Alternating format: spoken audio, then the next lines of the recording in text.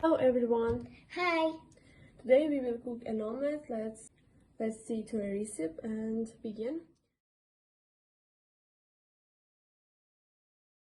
Okay, our ingredients are eggs, but our eggs are a bit small, but we will use 3 eggs, cheese, tomatoes.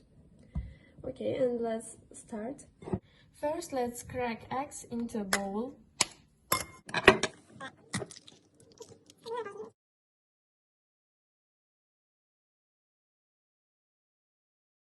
And whisk it.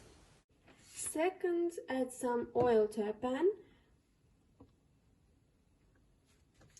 and warm it up on the high heat. While it's warming, let's Grate the cheese. Then peel tomatoes, cut them and peel it like this. After peeling them, let's cube. Next, pour eggs into a pan. Oh my god. Let's flip it over. Hello. Flip it over again.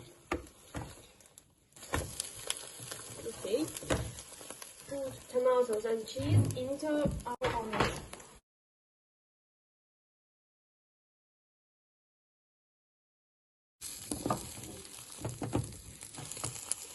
And fold it. Okay, our omelette is ready.